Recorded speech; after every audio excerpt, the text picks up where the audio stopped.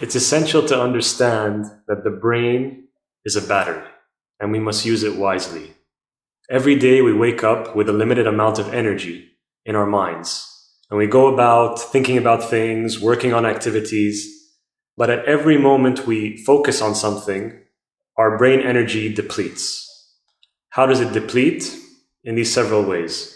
When we problem solve, when we make decisions, when we learn something new, when we remember, and when we control our emotions.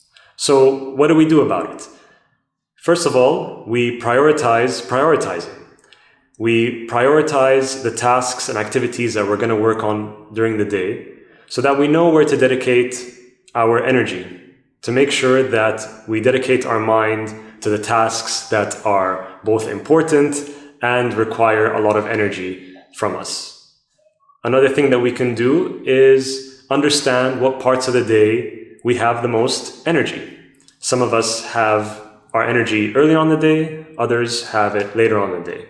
By understanding when we are most vital, we can then allocate our tasks, whether it's thinking about a project or having a difficult conversation. And the last point I would say is to not think or act until you have as much information as possible. For example, let's say that you work at an agency or a consulting firm and you hear word that a client is about to send you a new brief.